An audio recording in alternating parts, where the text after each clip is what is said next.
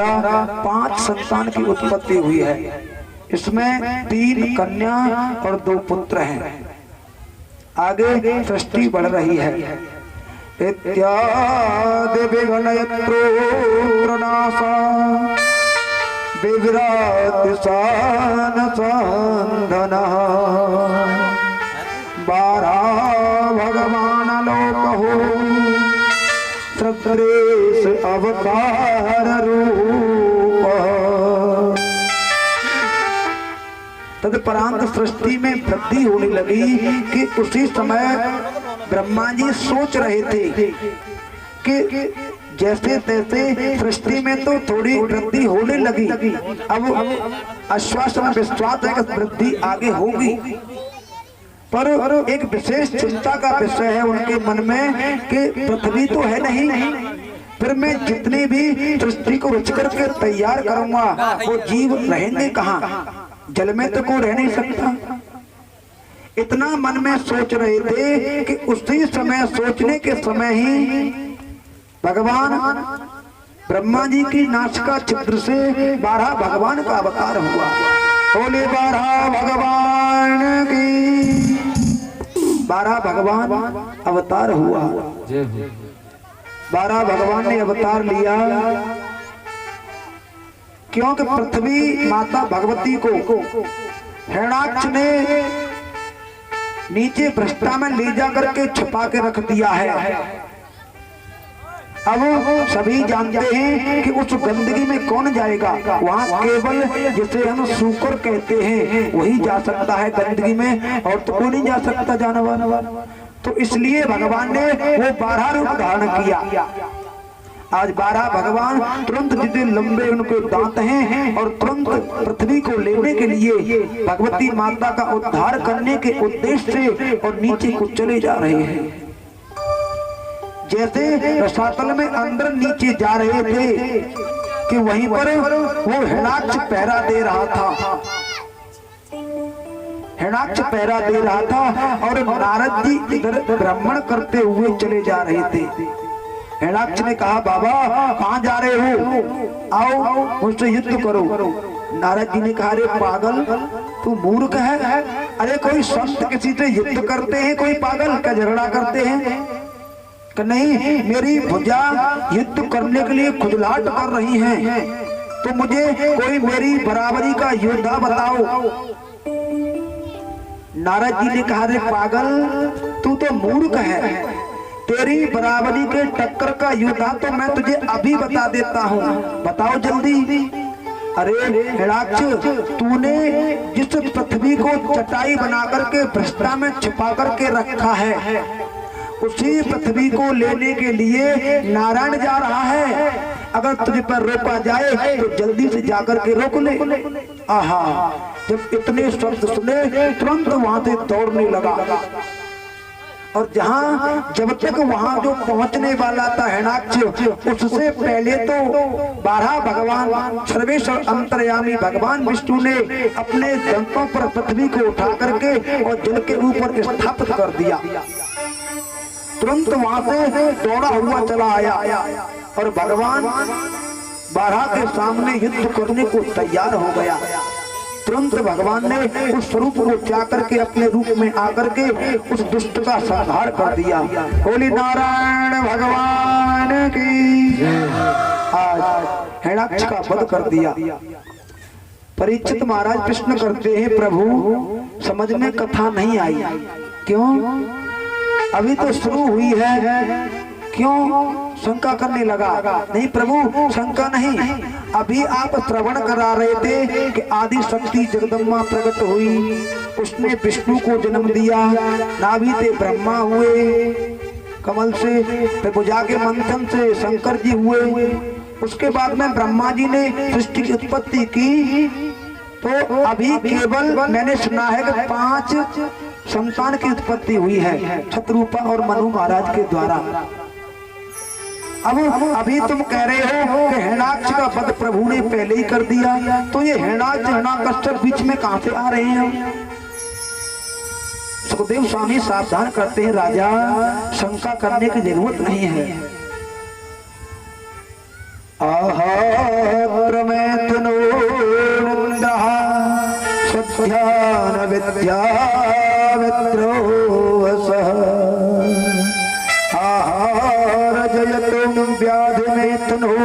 पुत्रस्तोत्र संतान विद्या न हयते आयो न स्वस्थः विद्यान अद्यंत्र नस्ततः।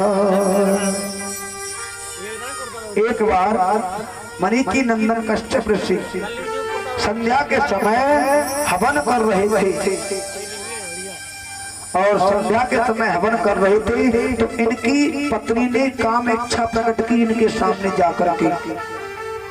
मरीचि नंदन कश्यप ऋषि ने कहा, अरे सुंदरी, हम तो ऋषि हैं और इस समय जो तुम जिस इच्छा से जो प्रयोजन मेरे पास लेकर के आई हैं वो काम करना तो गृहस्थियों के लिए भी वंचित है। संध्या काले कहते हैं सूर्य भगवान अस्त होने से 1 घंटा पहले और 1 घंटा बाद में, या पौन घंटा कह लो, बस इतना ही अंतर है। तो इस समय ये कार्य वर्धित है। क्यों? क्योंकि अभी श्लोक कह रहा था चतवार कार्य वर्धितः। संध्या के समय 4 कार्य कभी नहीं करने चाहिए। सबसे पहले भोजन, जो भक्त करते हैं तो भोजन संध्या कालीन नहीं करना चाहिए, अंदर रोग पैदा हो जाते हैं, उसकी जो शरीर है वो रोगी बन जाता है।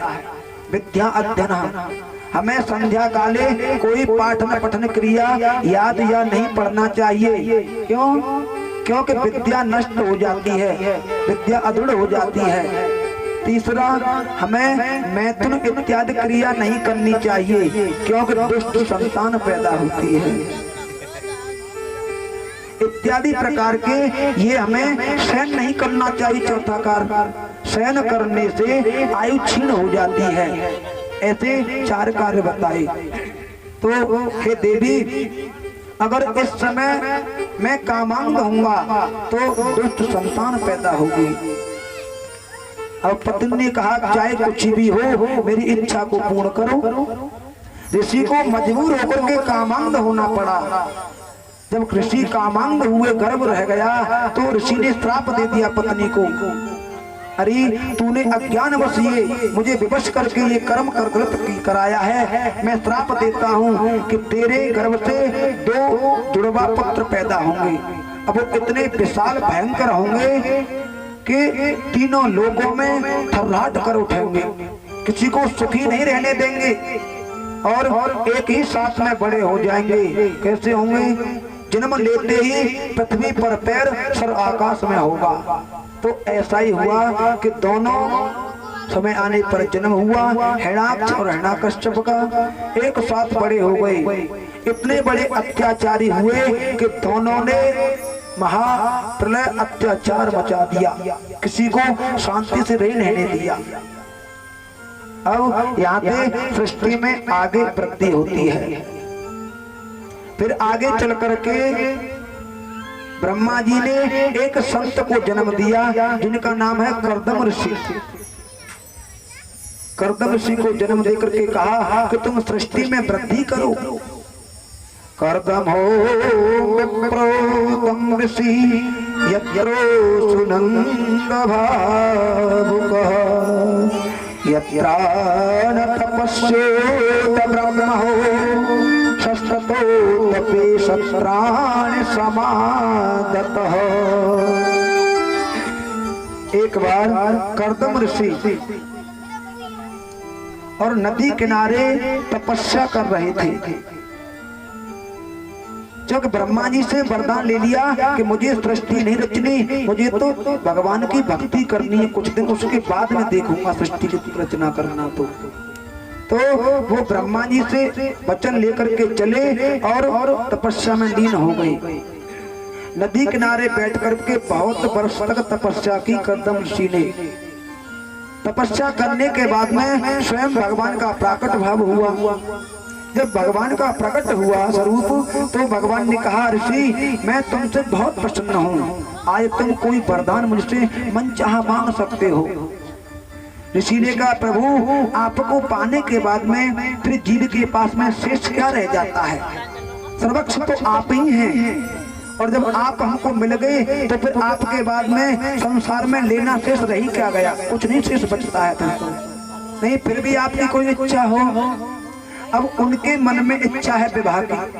अब विवाह की सीधी प्रभु से कहें कैसे, इच्छा तो हो रही है।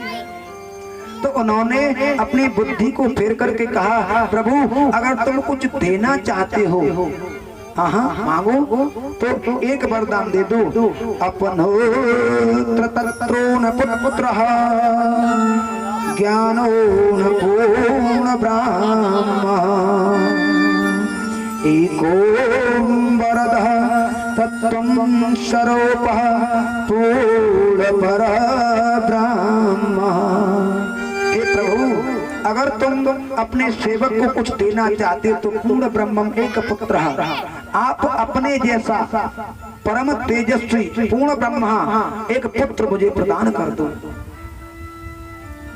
भगवान ने कही बहुत चित्र हो, विवाह हुआ नहीं, पत्नी साथ नहीं, और मेरे जैसा पुत्र मांगते हो, कहां से, ऐसा कैसे होगा।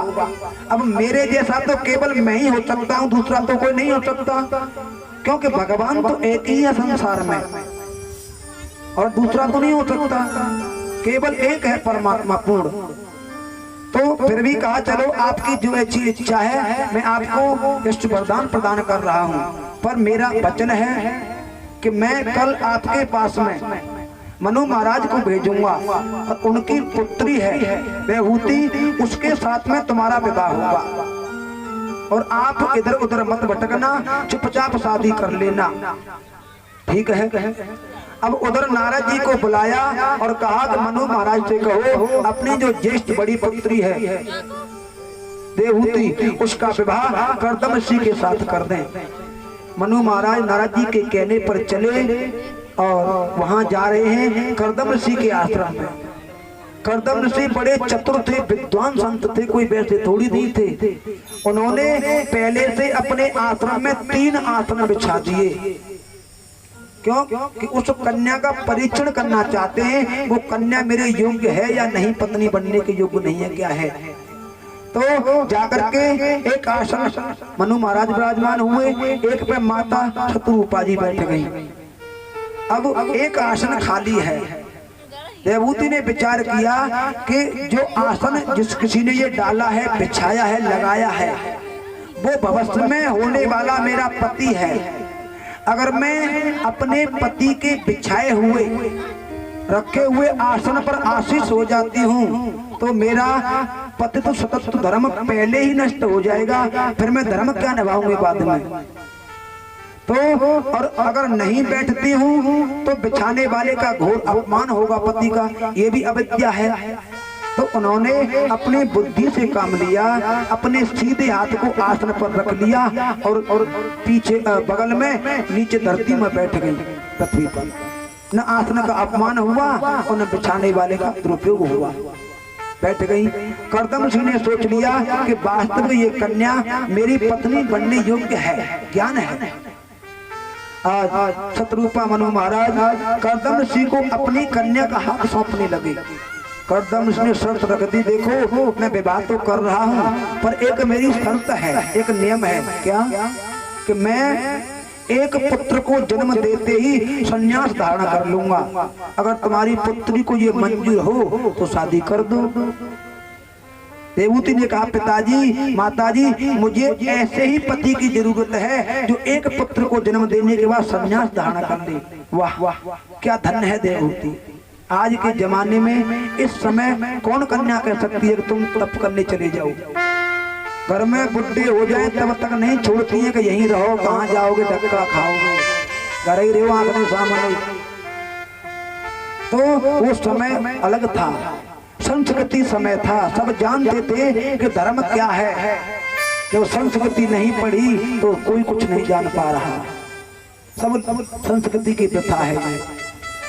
तो उन्होंने अपना ये वचन भर लिया, मैं ऐसा ही मुझे पति चाहिए। आज शत्रुपा मनु महाराज कन्या का कन्यादान करके अपनी कन्या का हाथ कर्दम ऋषि को देकर के आश्रम के लिए चले आए।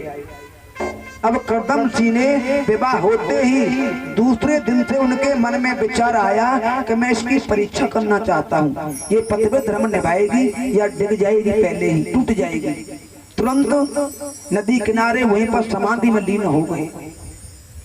अब देहूती ऐसी सेवा करती हैं मन लगा करके कि पति की सेवा में कोई त्रुटि न हो, कोई कमी नहीं आए तिल भर भी, और न मेरे पति को कोई भी हानि पहुंचे, कोई कष्ट हो। तन मन धन समर्पण करके सेवा करती है बड़े भाव से। ऋषि के कोई भी शरीर पर आंच तक नहीं आने देती है। और ऋषि ने 10,000 वर्ष तपस्या की, ऐसा भागवत जी में लिखा हुआ है। 10,000 वर्ष तक तपस्या की तो 10,000 वर्ष में देहूती का शरीर खंजर हो गया। कितनी सुंदर कन्या थी। अब तो सेवा करते करते न भोजन करती है, न स्नान हो रहे हैं, केवल वायु भक्षण कर रही थी, फल खा रही थी थोड़े बहुत। पति का प्यार नहीं मिल रहा था, सेवा करनी पड़ रही है। जब समाधि खुली तो कर्दम जी ने कहा, देवी मैं तुमसे बहुत प्रसन्न हूँ। तुम जैसी नारी तो भारत देश में इसी जगह मिलती, अन्यथा और नहीं कहीं मिल सकती।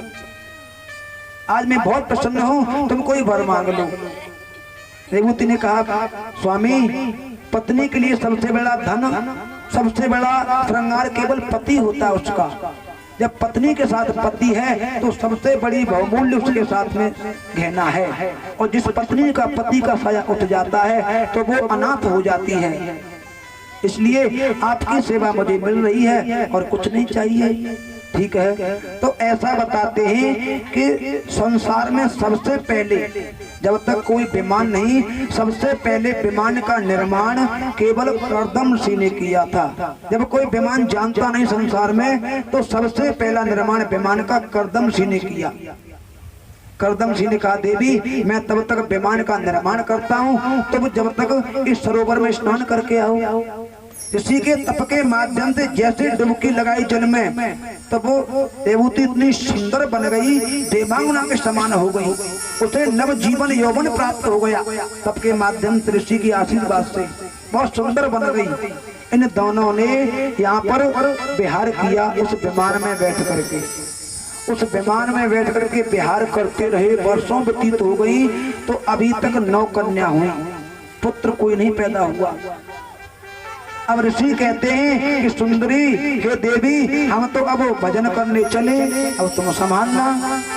कन्या ने कहा, एक बात बताओ स्वामी, संत सत्यवादी होते झूठ नहीं बोलते? नहीं, झूठ नहीं बोलते। तो आपने क्या निर्णय किया था उस समय जब हम तुम दोनों का विवाह दाम्पत्य सूत्र बंधन बन रहा था? तो उस समय आपने निर्णय किया था कि मैं प्रतिज्ञा कर रहा हूँ, एक पुत्र को जन्म दे के चला जाऊंगा, संन्यास लूंगा। अब स्वामी आपके सामने पुत्र कहाँ है? अभी तो पुत्री हुई है। ऋषि बोले, भाई ये तो बात सही, हम तो फंस गए अपने बच्चन में। तो ऐसा कहा गया है कि जहां 9 कन्या हो जाएं, वैसे कन्याओं का महत्व बहुत बताया है। एक यहाँ से भी मैं कई लोगों को मिला के लाया हूँ। वृंदावन में छठीकरा रोड पे आश्रम है। अब तो वो संत सालवट यहाँ अपना है, बहुत विद्वान संत हैं अच्छे, और उनसे मिलना रहता है। तो वो ऐसा कहते हैं कि जिस किसी के आंगन में कन्या ने जन्म नहीं लिया हो, उसके घर की ब्राह्मण को और संत को भिक्षा लेने का अधिकार नहीं है, वो तो भ्रष्ट घर है। वो संत ऐसा कहते हैं और वास्तविक बात सत्य है। जिस किसी घर में, जिस किसी के यहाँ कन्या न हो, वो आदमी श्रेष्ठ शुद्धतपत्र नहीं है, वो अतिपत्र है। इसलिए वो कहते हैं कि शास्त्र लेख है, जिसके यहाँ कन्या नहीं आंगन में, उस घर से भिक्षा लेने का अधिकार नहीं है, उसकी भिक्षा सोनी है, बेकार है। कन्या होना विशेष जरूरी है। तो 9 कन्याएं हुई और इन्हीं को बहुत से व्यास नवदा भक्ति कह देते हैं। भक्ति के रूप में 9 कन्या परिणत हुई। समय थोड़ा है, आगे चलते हैं सिर झुकाते हुए। उसे कहते हैं कि जहाँ जब 9 कन्या जन्म लेती हैं, नवदा भक्ति जहाँ होती है, जिनके नवमहु एकौ होई, नार्य पुरुष चराचर कोई। ये भगवान प्रभु श्री राम ने सबरी को उपदेश दिया था। हे सबरी, तेरे तो 9 मौजूद हैं, और जिन 9 नमते अगर एक जाके अंदर होए तो वो नारे हो या पुरुष, वो दोनों चराचर होके सीधे धाम जाते हैं। अब यहाँ तो 9 प्रकट है गई, तो भगवान का आना निश्चित है। आज कपिल भगवान का अवतार हो रहा है। बोलिए नारायण भगवान की। श्री राधे।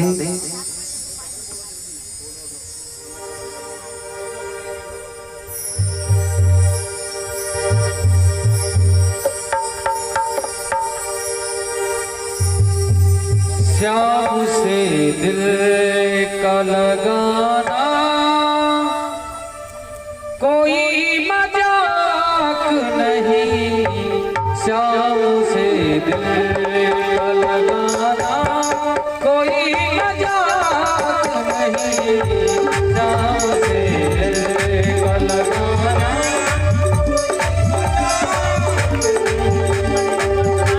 शाम से दिल का लगाना, कोई मजाक नहीं।